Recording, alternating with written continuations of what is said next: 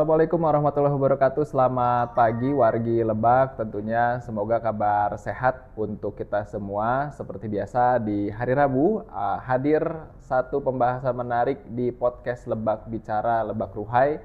Kita akan membahas informasi-informasi menarik seputar pembangunan daerah serta juga program-program pemerintah yang bisa dinikmati oleh masyarakat.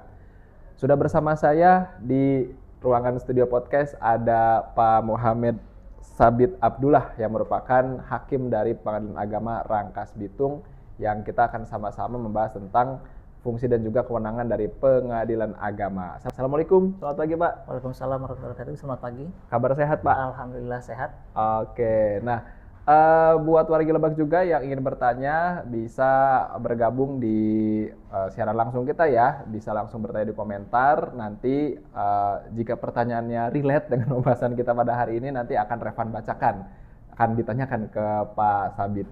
Nah Pak Sabit, mungkin sebagai gambaran umum banyak masyarakat yang belum paham tentang seperti apa sih memang kewenangan dari Pengadilan Agama, apakah hanya mengurus soal perceraian misalnya seperti itu atau seperti apa Pak?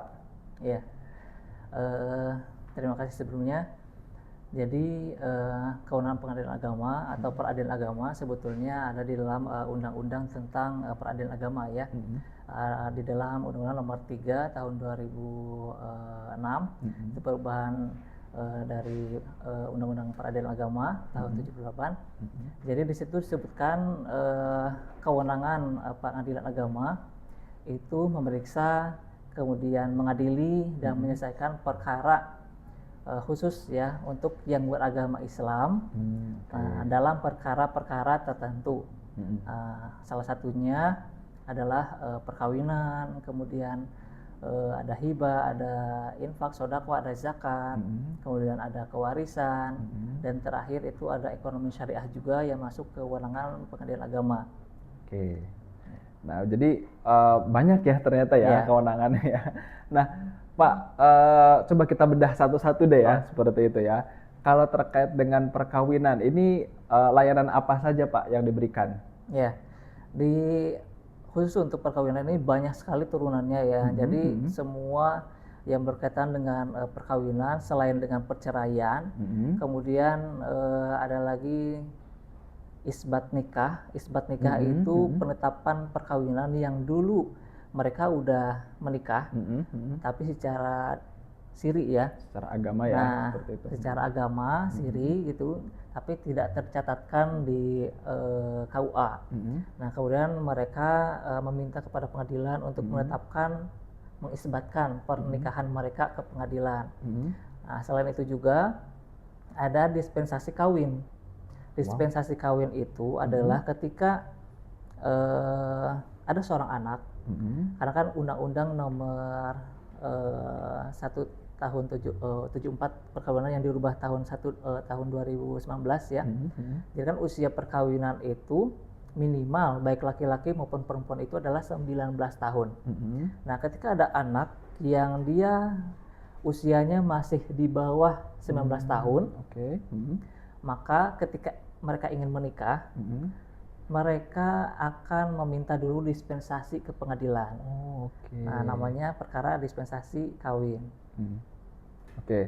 Lalu kemudian Pak, terkait dengan perkawinan lainnya ada lagi? Ada lagi, misalkan salah satunya ketika ada seorang laki-laki atau seorang suami, mereka sudah mempunyai istri satu, gitu kan? Nah, ternyata dalam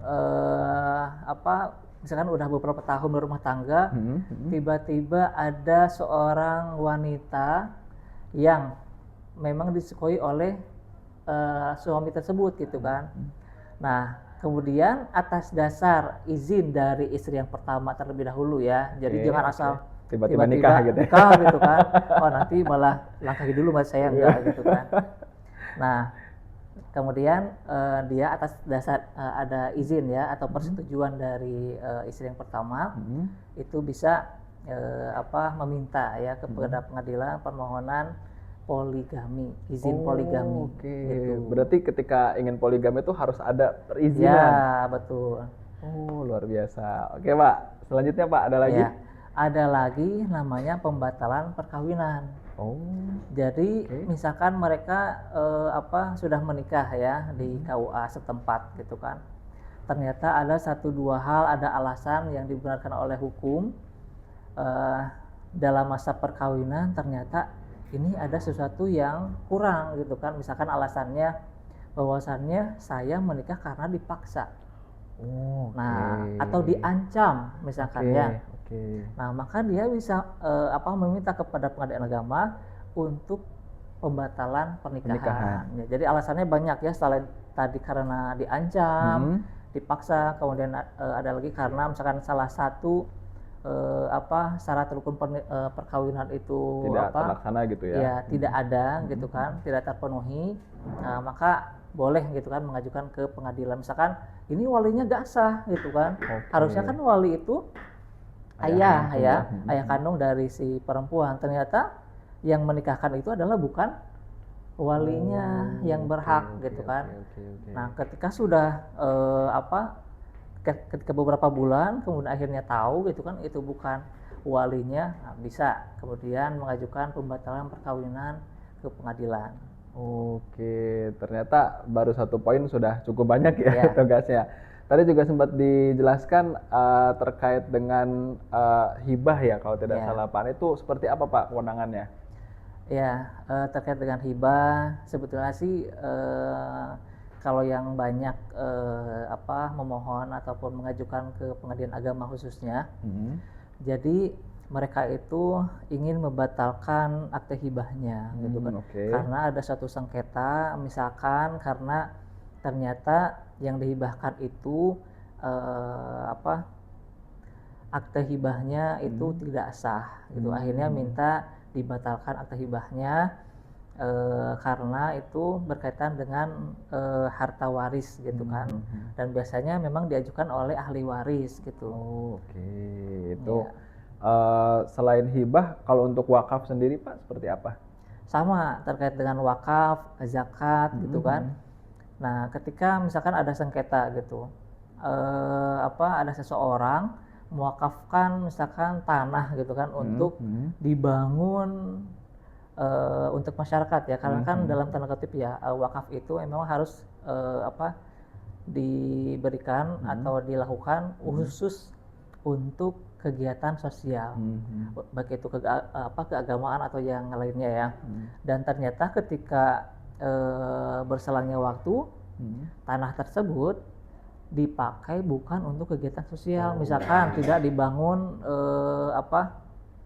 masjid atau madrasah atau sekolah, tapi malah dibangun rumah gitu kan. Oke. Nah, maka itu bisa gitu kan mengajukan gugatan ke pengadilan agama gitu. Oke, nah tadi juga sempat dibahas seputar ekonomi syariah. Nah, seperti apa itu Pak? Kalau ekonomi syariah, mungkin yang sebelumnya juga dari podcast sebelumnya udah ada yang memberikan materi ya terkait dengan ekonomi syariah.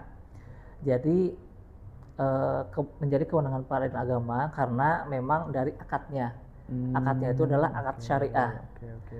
Jadi semua bank syariah, kemudian apa namanya itu saya lupa, kayak BMT, Oh, oke, kemudian oke, oke. asuransi syariah, obligasi syariah, reksadana syariah, semuanya yang berkaitan dengan itu. Kemudian ternyata ada sengketa, entah itu ada uang prestasi atau segala macam dalam sengketa itu, nah bisa mengajukan ke pengadilan agama. Gitu. Oke.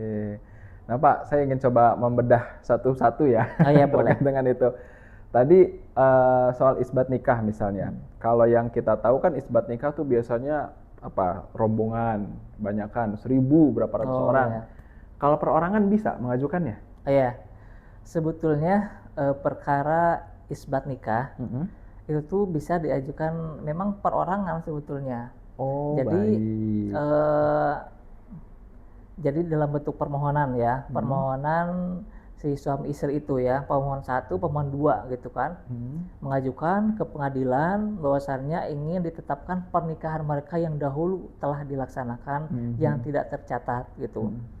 Nah, tapi kan nanti akan diperiksa ya apakah memang syarat rukun pernikahannya terpenuhi atau tidak. Oke. Kalau misalkan tidak terpenuhi, maka nanti bisa ditolak. Tapi kalau terpenuhi maka akan bisa dikabulkan, gitu ya. Misalkan tadi ya walinya itu sah, gitu kan. Kemudian ada saksi nikahnya. Terkadang masyarakat kita tuh ini masih kurang paham ya antara saksi pernikahan dengan saksi di persidangan. Nah, kebanyakan para pihak, khususnya masyarakat kita, itu masih awam ya mungkin. Jadi masih belum bisa membedakan gitu kan antara saksi dulu pas mereka nikah dengan saksi yang dihadirkan di persidangan. Jadi saksi nikah itu adalah saksi yang ditunjuk oleh mereka untuk menyaksikan pernikahan mereka. Biasanya itu 2 orang gitu kan. Kan biasa ya udah menikah. Sudah. Jadi kan ketika kita ijab kabul gitu kan. Nah, kemudian si penghulu dari KUA itu kan akan menanyakan kepada saksi yang ada di kanan dan kiri atau yang berhadapan gitu kan.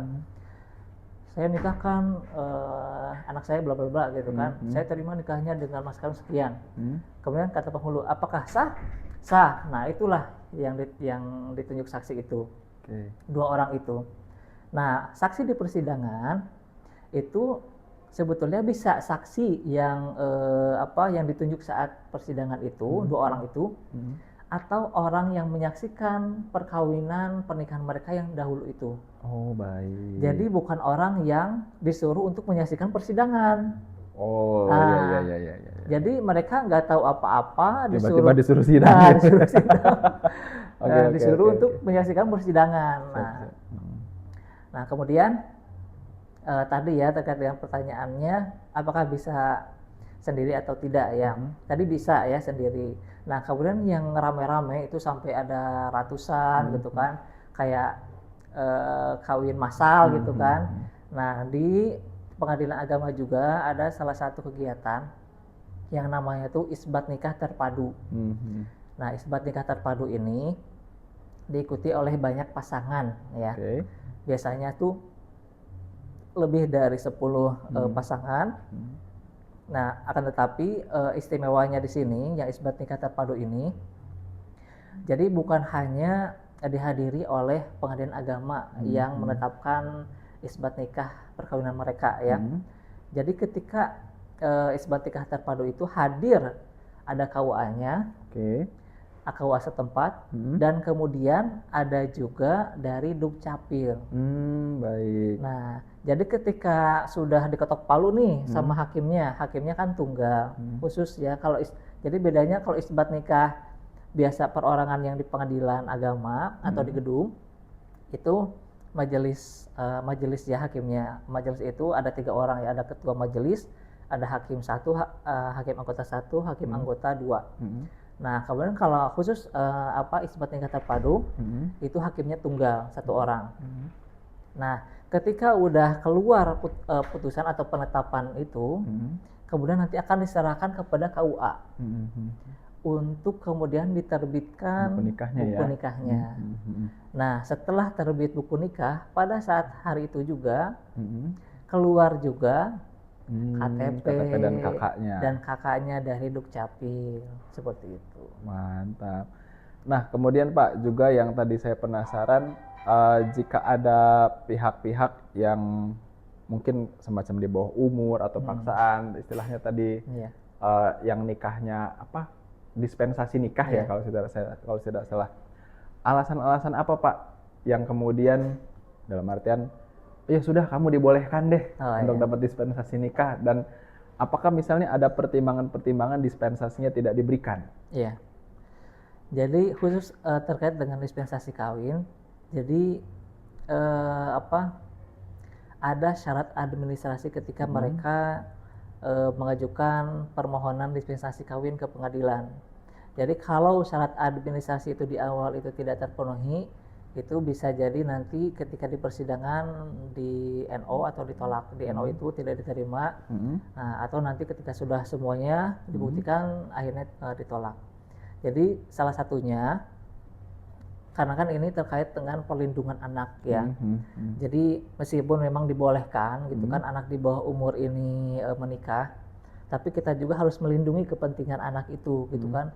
Apakah si anak ini mampu untuk menjadi ibu rumah tangga yang baik, apakah sistem reproduksi, kesehatan tubuh dari si anak ini tuh memang sehat, memang baik dan siap gitu kan untuk bereproduksi.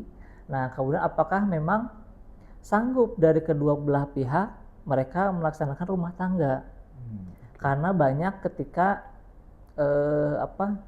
sudah ditetapkan dispensasi kawinnya, kemudian menikah, tiba-tiba karena mohon maaf ya, karena usia belum matang ya, Belum labil, siap ya seperti belum itu siap. ya.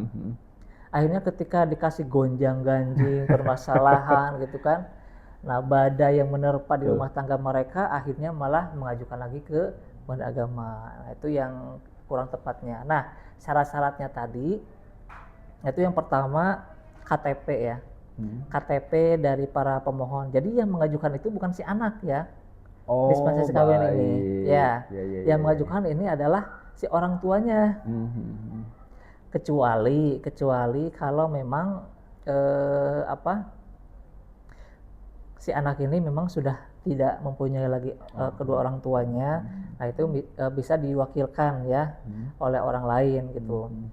Tapi kalau misalkan memang ada orang tuanya, itu masih lengkap maupun tidak, misalkan si ibunya doang gitu kan, karena si ayahnya udah bercerai, udah kemana gak tahu gitu kan, bisa. Atau kedua-duanya ibu dan bapaknya itu mengajukan ke pengadilan dispensasi kawin untuk mendispensasikan si anak ini untuk menikah. KTP kedua orang tuanya, buku nikah orang tuanya, yang kemudian ada kartu keluarganya. Karena kan itu nanti akan dilihat ya, apakah ini betul anak si orang tua ini atau tidak. Kemudian ada lagi KTP si anak kalau udah ada gitu kan. Kalau emang umurnya 17 tahun ke atas, bukannya belum 17-18 gitu kan. Nah, mereka kan biasanya udah punya KTP ya. Boleh KTP atau yang membuktikan identitas dari si anak, apa itu? Akte lahir. Ya, betul. Nah, selain akte lahir juga ada ijazah si anak itu. Kenapa? Karena nanti akan diperiksa apakah si anak ini masih sekolah atau tidak. Oh, baik. Nah, kalau si anak ini masih sekolah, itu menjadi bahan pertimbangan hakim untuk menentukan apakah dispensasi ini akan dikabulkan atau tidak. Karena jangan sampai si anak ini ketika dikabulkan dispensasinya, malah sekolahnya dia, pendidikan dia terganggu gitu ya. Nah, setelah itu ada lagi surat kesehatan dari rumah sakit. Misalkan kalau kita kan dari rumah sakit daerah Aji Darmo ya, atau dari puskesmas terdekat yang menyatakan bahwasannya si anak ini memang sudah siap gitu kan, dari sistem reproduksinya, kesehatan badannya gitu kan, itu udah siap. Dan kemudian yang tidak kalah penting itu adalah dari rekomendasi psikolog. Baik. Nah, itu bisa dari rumah sakit Aji Darmo atau dari Dinas Perlindungan Anak dan Perempuan, Pemberdayaan Anak dan Perempuan ya. Nah, itu nanti mereka akan mengeluarkan itu, apakah memang secara psikologis si anak ini mampu gitu kan untuk berumah tangga atau tidak. Nah, itu menjadi dasar pertimbangan kami untuk mengabulkan atau tidaknya. Nah, selain itu ada lagi KTP, kemudian KTP si calon suaminya ya. Kemudian ijazah calon suami kalau ada gitu kan. Kemudian satu lagi ada juga slip gaji atau penghasilan dari si suami itu. Karena kan nanti akan dilihat ya, apakah si suami ini memang mampu menjadi imam yang baik gitu kan buat si anak ini atau tidak. Kemudian yang terakhir itu ada surat, biasanya sih ada surat penolakan dari KUA ya, karena memang dasarnya kan mereka ke KUA dulu. Betul. Ternyata di KUA mereka ditolak karena belum cukup umur gitu. Nah, Pak, kalau kita lihat di beberapa tempat pernah lah, kalau tidak salah ada dua-duanya pelajar Iya. nikah. Kalau seperti itu bagaimana? Nah, kalau kasusnya dua-dua ini masih pelajar gitu Masih, kan. ya anggaplah masih belum cukup umur lah dua-duanya gitu. Oh ya. Mm-mm.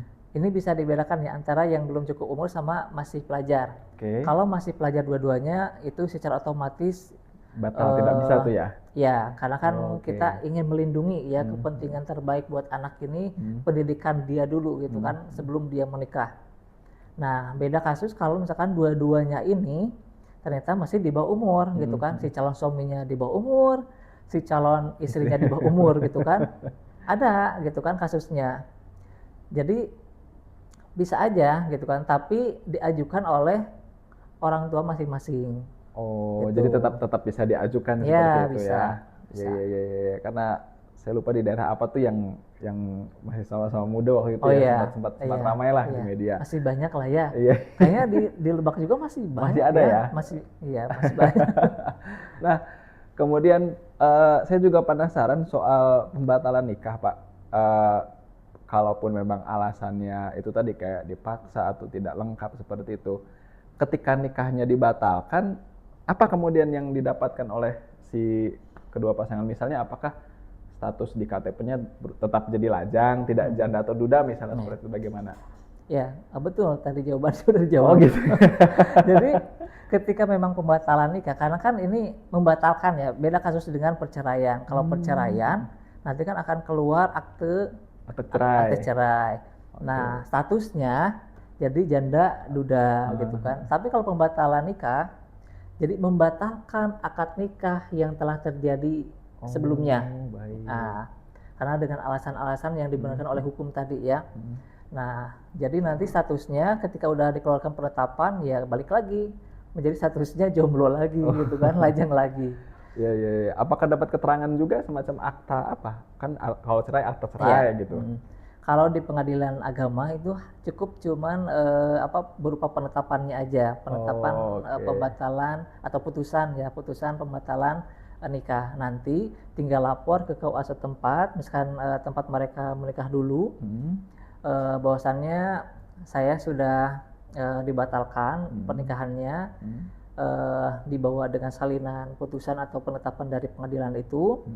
Nah, kemudian nanti dari KUA biasanya nanti akan mencoret register ya di buku nikahnya itu, dan nanti akan keluar surat keterangan bahwasannya si A dan si B ini memang sudah dibatalkan dengan perkara sekian gitu. Oke. Ada batas waktu, Pak? Misalnya setelah berapa waktu nikah bisa mengajukan, atau mungkin ada yang setelah 10 tahun, 20 tahun baru sadar misal, bagaimana? Iya. Kalau kasus misalkan penipuan ya, misalkan kan banyak kasus ya di antara kita tuh yang viral-viral, ternyata ketika menikah sesama jenis gitu kan, ternyata ini sama-sama cowok gitu kan. Nah, ini udah sekian tahun gitu kan misalkan ya, itu gak ada batas waktunya ya. Kalau masalah penipuan tadi ya, entah itu penipuan gender atau penipuan yang lainnya gitu kan, itu bisa, entah itu penipuan mahar misalkan ya. Penipuan mahar bisa? Iya bisa, karena memang misalkan maharnya itu 25 gram emas misalkan ya. Ternyata setelah dicek, kan sekarang emas lagi naik nih, lagi tinggi-tingginya. Saya mau menjual nih gitu kan, buat penghidupan ekonomi lagi. Ternyata ketika ke toko emas, ini mah bukan emas gitu kan. Emas Jawa misalnya gitu. Iya, ternyata ini kuningan gitu kan. Wah, nggak beres gitu kan, itu bisa. Batal tuh? Bisa seperti itu. Karena memang merasa tertipu gitu kan. Nah, terus beda kasus kalau misalkan kasusnya ini dipaksa ya, karena berupa ancaman.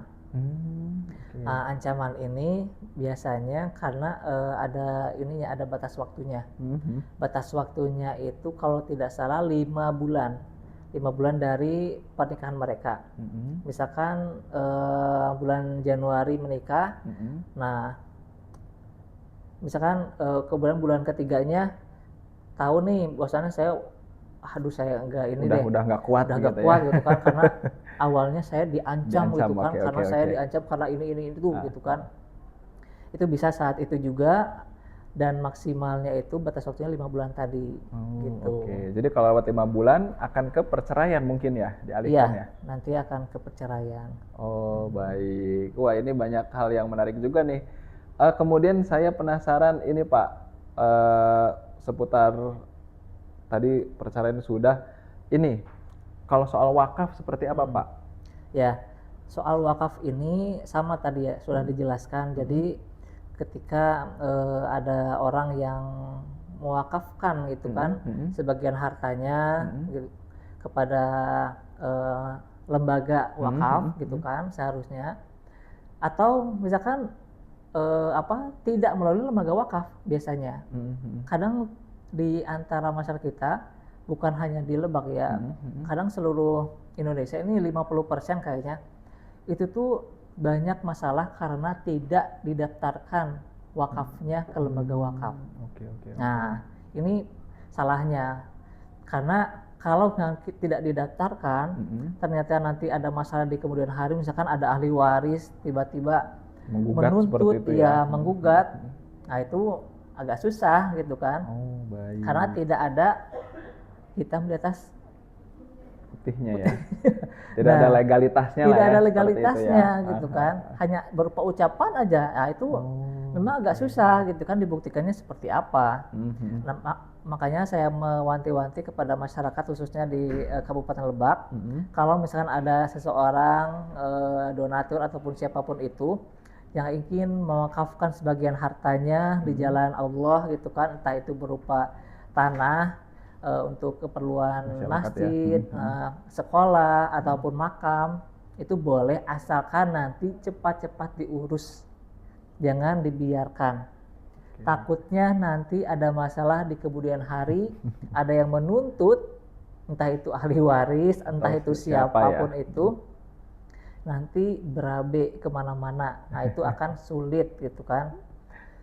Nah, itu salah satu persoalan di wakaf. Atau misalkan yang tadi ya, ketika memang sudah ada gitu kan akte wakafnya, ternyata itu tidak sah karena memang tidak dihadiri oleh orang-orang terkait, misalkan tidak ada saksinya, tidak sama orang yang berhak atas itu gitu kan. Biasanya sih memang harus ada ahli warisnya juga yang datang saat itu gitu kan, yang emang menyetujui bahwasannya harta itu diwakafkan. Seperti itu. Baik. Kemudian Pak, mungkin untuk masyarakat umum juga bertanya, kalau kita ingin menikmati layanan di Pengadilan Agama, bagaimana prosedurnya atau mungkin ada tarif-tarifnya seperti itu Pak, biayanya? Oh ya. Jadi untuk warga Lebak khususnya siapapun itu yang ingin Menikmati memberikan layanan ya. mendapatkan layanan apapun itu di pengadilan, bisa datang langsung ke kantor pengadilan Agama Rangkas Bitung di Jalan Sudirman Narimbang, atau nanti bisa ditelusuri di websitenya Pengadilan Agama Rangkas Bitung. Di situ ada tertera nomor teleponnya, ada alamat emailnya, ada kontak WA-nya juga di situ. Jadi bisa langsung misalnya konsultasi secara online juga bisa. Baik. Dan juga gini, kami mempunyai produk, salah satunya itu PTSP online, pelayanan terpadu satu pintu secara online. Jadi masyarakat yang jauh, misalkan yang dekat sama Cibadak itu mana, Cilograng ya, yang dari Sukabumi. Iya, Cilograng. Ya, atau yang di Banjarsari misalkan Banjarsari, ya, betul. yang jauh-jauh itu kan aksesnya agak lumayan ya, karena jauh, apalagi angkot atau ini agak susah. Betul. Nah, mereka bisa lewat telepon, kemudian minta konsultasi atau minta informasi terlebih dahulu. Nah, kemudian bisa mendaftarkannya juga secara online, atau bisa juga melalui desa setempat. Karena kami bekerja sama dengan desa-desa setempat membuka PTSP ya, di PTSP secara online di pojok-pojok di desa-desa setempat di seluruh Kabupaten Lebak. Jadi bisa konsultasi di sana, bisa mendatangi desa-desa setempat atau bisa langsung menghubungi kantor untuk pelayanan itu. Baik, baik. Jadi ada satu inovasi yang Iya, dijalankan ya Pak ya. betul. Karena kalau khusus untuk wilayah Lebak sendiri kan kita tahu jauh-jauh. Iya, Kalau harus ke Rangkas semuanya kayaknya repot iya, juga. betul. Dengan tadi ada layanan WhatsApp yang bisa diakses, bisa dilihat alamatnya di websitenya Pak ya. Iya, betul. Betul. Nah, sudah 30 menit kebersamaan kita Pak Sabit. Sebagai penutup, apa pesan yang ingin disampaikan kepada masyarakat? Eh, Kepada masyarakat khususnya Kabupaten Lebak, siapapun itu yang ingin mendapatkan pelayanan ataupun membutuhkan informasi apapun terkait dengan hukum, boleh langsung datang ke pengadilan ataupun tadi melalui website. Di situ ada banyak informasinya, bukan hanya pelayanan untuk mendaftarkan perkaranya mereka saja, tapi informasi terkait dengan pelayanan juga ada di situ. Dan saya juga ingin memberikan pemahaman kepada masyarakat yang lain khususnya. Jadi jangan lupa untuk membedakan antara pengadilan agama dengan Depag atau kantor urusan agama. Kadang maaf ya. Karena ada email agamanya ya. Iya, karena ada email agamanya jadi salah datang gitu kan. Oh, saya ingin bercerai tapi datanya ke KUA gitu kan. Tapi datanglah ke pengadilan agama. Betul. Kalau ingin menikah baru datang ke KUA. Betul. Jangan nikah siri. Itu poin saya yang terakhir. Jangan pernah nikah siri karena akan berabe, akan mendapatkan masalah yang lain-lainnya, entah itu ke anaknya, entah itu nanti ke warisan atau yang lain sebagainya, itu akan susah. Jadi kalau sekarang emang mau menikah, silakan nikah di KUA, ataupun kalau yang tadi di bawah umur silakan minta dispensasi nikah dulu ke pengadilan itu. Baik, terima kasih Pak Sabit atas informasinya. Semoga juga informasi tadi bisa bermanfaat untuk kita semua. Kita bertemu lagi di lain kesempatan dalam podcast Lebak Bicara Lebak Ruhai dengan topik-topik menarik lainnya yang pastinya bisa kamu ikuti setiap hari Rabu di akun-akun media sosial milik pemerintah daerah. Saya Revan Dika pamit. Wassalamualaikum warahmatullahi wabarakatuh.